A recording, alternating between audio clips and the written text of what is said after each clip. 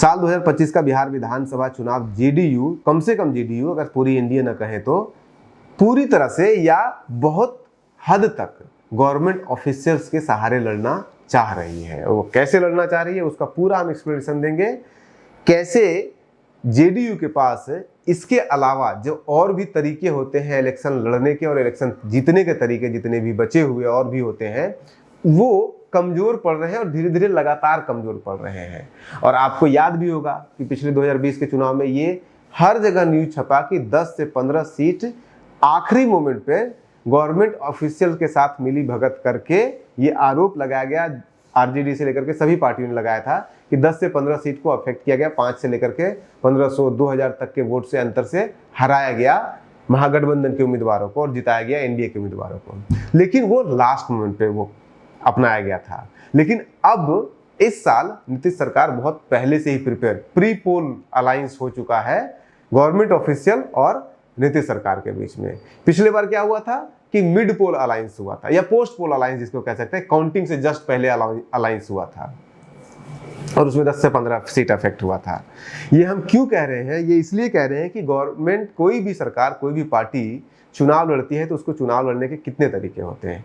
एक तरीका होता है जहाँ पे कि उनका कैडर स्ट्रांग होना चाहिए, पार्टी के जितने भी लोग हैं वो बहुत अंदर से एकदम जोशीले हो, इस बार तो सत्ता बदलनी, जैसे कि आरजेडी के पास है, उनको बस एक किसी तरह से एक बार दिला दो, बस एक बार सत्ता दिला दो, हम जो है वो जो है जमीन आसमान एक कर देंगे। तो उसके कार्यकर्ता बस लगे हुए हैं कि बस एकदम आखिरी है, आखिरी धक्का मारना है, अब तो सत्ता हमारे पास है। वो फैक्टर यहाँ पे है नहीं।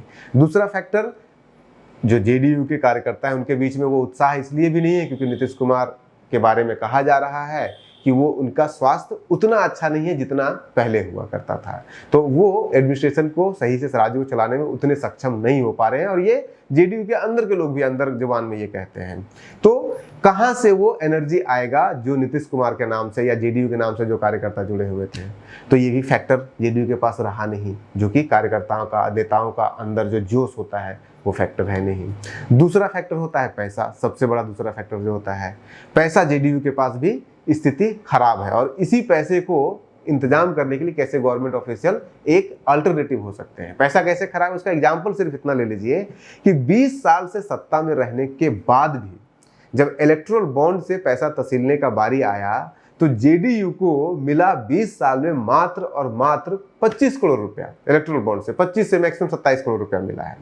और आरजेडी बीच में 10 महीने 12 महीने के लिए सरकार में आकर के 75 करोड़ रुपया इलेक्टोरल बॉन्ड से 3 गुना ज्यादा इकट्ठा कर लेती है, जबकि मुख्यमंत्री इनके हैं, सारे पोर्टफोलियो इनके अंदर में है और कहते हैं कि महागठबंधन की भी सरकार थी तो पूरा कंट्रोल में नीतीश कुमार और जेडीयू के हाथ में हुआ करता था सरकार। लेकिन उसके बावजूद जब इलेक्टोरल बॉन्ड से पैसा तसीलने का बारी आया तो जेडीयू आरजेडी से कहीं पीछे हो गया। तो उसमें भी आरजेडी आपसे आगे हो चुका है, कैडर में आपसे आगे है ही वो तो भाई मास बेस्ड पार्टी है, एक जिसको कहते हैं कैडर बेस्ड पार्टी है। उनके कार्यकर्ता ऐसे हैं कि कहीं भी कुछ भी हो जाए वो नहीं हिलेंगे, 90% कार्यकर्ता किसी हालत में नहीं हिलेंगे। उनका बस जाति के नाम पे, विचारधारा के नाम पे, जो भी नाम कह लीजिए।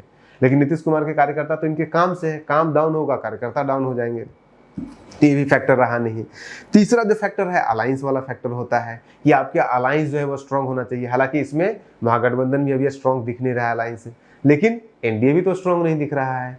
जो है वो चिराग पासवान खुलेआम जो है सरकार के कामों पे सवाल खड़ा कर रहे हैं, कह रहे हैं कि यहाँ पे जो है वो कुछ है ही नहीं, यहाँ पे पूरा कानूनी व्यवस्था ठप पड़ चुका है। तो अलायंस में भी फूट का साफ संकेत दिख रहा है। तो ये फैक्टर भी आपके पास नहीं है। बचा क्या फैक्टर?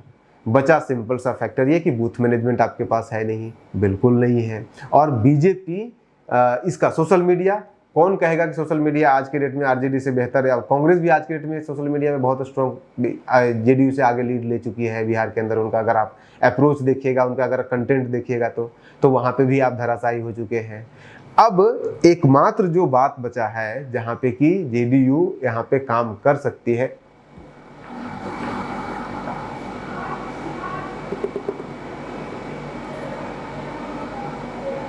Social media. खबर तो यहाँ तक भी हमें मिली, खबर तो हमें यहाँ तक मिली थी कि बीजेपी की प्रोफेशनल टीम ने जेडीयू से अप्रोच किया था कि, और हमें पता है, नाम भी पता है, सब कुछ पता है, लेकिन ये ऑथेंटिक नहीं है। क्योंकि जिस आदमी ने हमें बताया वो डिनाई कर जाएगा। और अभी स्थिति ऐसी चल रही है, देखिए आगे बढ़ने से पहले एक बात क्लियर कर देते हैं कि जो भी कुछ हम बता रहे हैं ये बकैती है, और बकैती में आप विश्वास करना चाहते हैं कीजिए, नहीं करना चाहते हैं नहीं कीजिए। कुछ जो बातें हम कह रहे हैं उसका एविडेंस है जिसको हम दिखा दिए हैं आपको। जो बातें हम बस अपने इमेजिनेशन से एक लॉजिकल कंक्लूजन को, फैक्ट्स को एक लॉजिकल कंक्लूजन तक पहुंचाने के लिए जो हम बीच में तारों को जोड़ रहे हैं, वो हमारे दिमाग का सिर्फ इमेजिनेशन है। अगर इस इमेजिनेशन से आप सहमत हैं तो भी ठीक, नहीं सहमत है तो भी ठीक, सहमत हो रहे हैं तो भी अपने रिस्क पे सहमत होइए, नहीं सहमत हो रहे हैं तो भी अपने रिस्क पे नहीं सहमत होइए।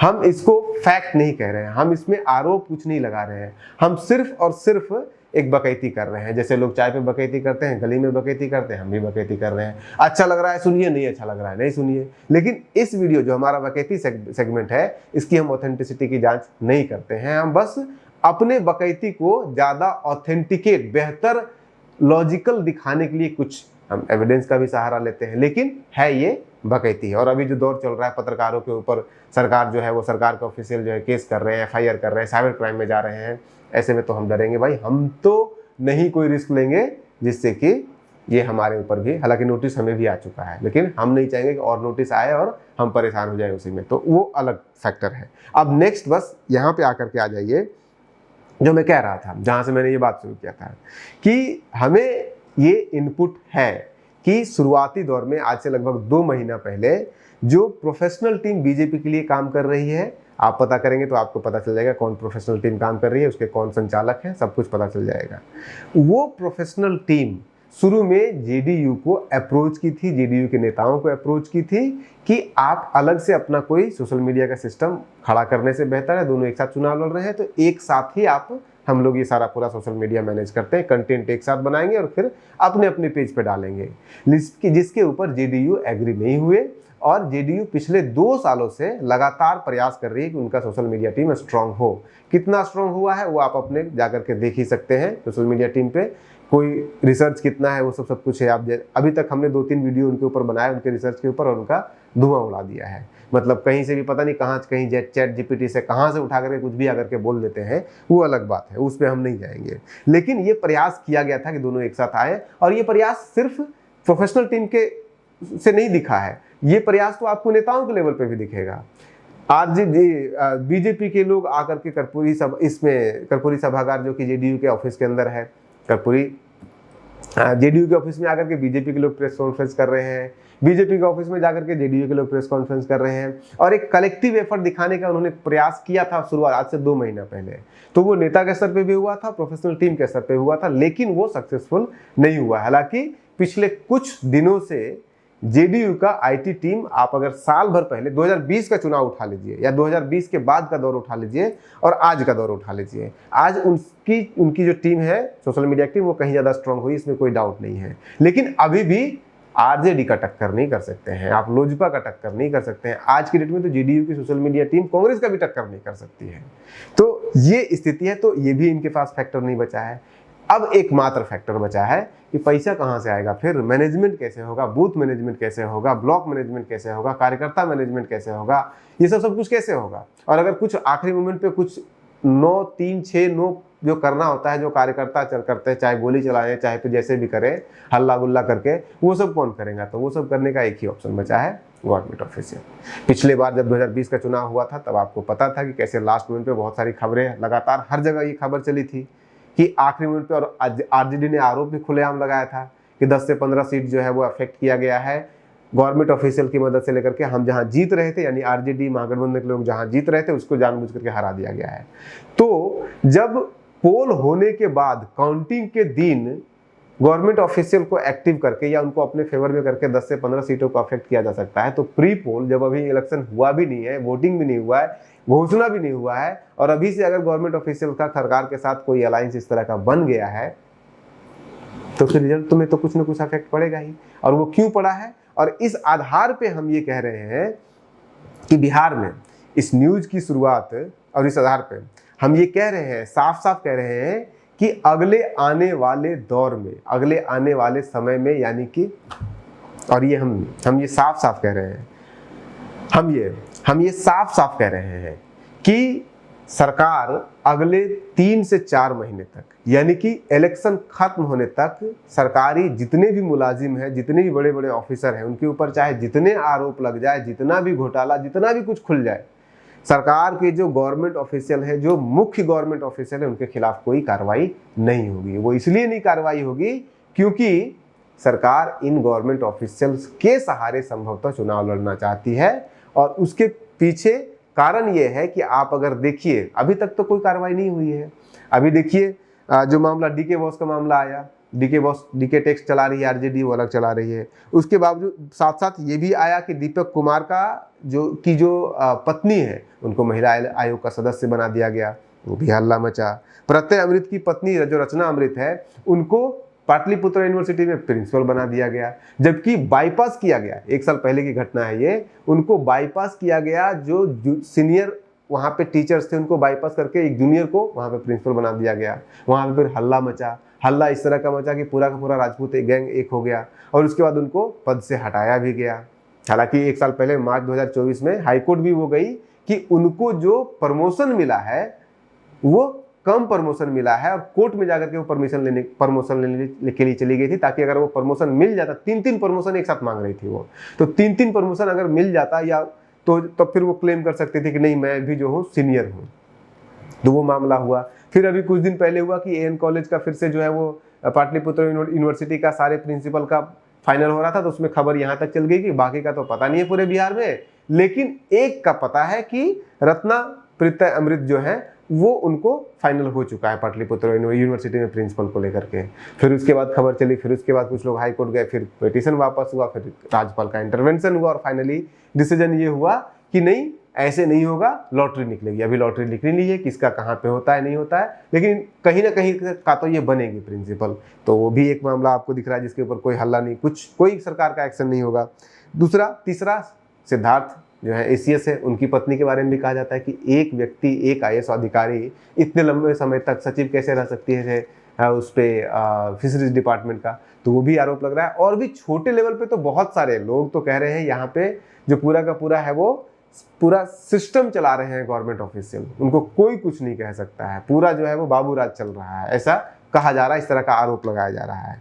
लेकिन अब उसमें भी झोल आ रहा है। झोल ये आ रहा है कि खबर ये है कि नीतीश सरकार के 2 जो प्रमुख अधिकारी हैं, या 2 जितने भी अधिकारी हैं, वो 2 खेमे में बटा हुआ है। एक तरफ डीके बॉस का खेमा है और दूसरी तरफ सिद्धार्थ का खेमा है, एसीएस सिद्धार्थ का खेमा है, और दोनों के बीच में आपस में बनती नहीं है। ये खबर खूब चली है। ये खबर देखिए, हम इसके ऑथेंटिसिटी को नहीं, ये बकैती है, इसलिए ऑथेंटिसिटी को हम नहीं कह रहे, लेकिन लोगों का ये कहना है, लोगों का ये मानना है। आप कहीं भी पॉलिटिकल चौराहे पे बात करेंगे तो ये कहते हैं कि इस तरह का, और उसके कुछ एविडेंस भी है। एविडेंस जैसे क्या है, दीपक कुमार की बेटी एनजीओ चलाती है, उस एनजीओ में जो धांधली और उसको लेकर के कुछ महीने पहले तक जो आपके ये थे आरजेडी के सांसद थे सुधाकर, वो खूब लगातार ट्वीट कर रहे थे, लगातार वो जो है वो अपने उजागर कर रहे थे।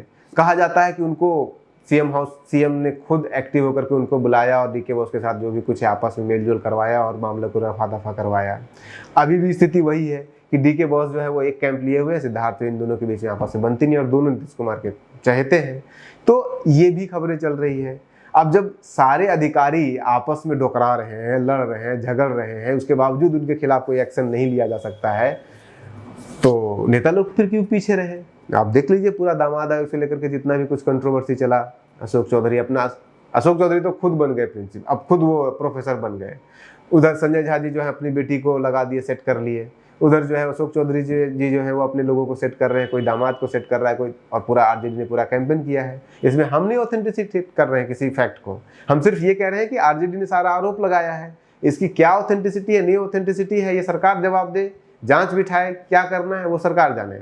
हम सिर्फ जो चल रहा है चीजें हवा में, बिहार की राजनीति में, वो हवा की चीजों को आप तक ला रहे हैं। मानना है मानिए, नहीं मानना है मत मानिए, वैसे भी ये बकैती है। और आप अगर बकैती ये पसंद है तो आप बने रहिए न्यूज़ हंटर के साथ। नमस्कार।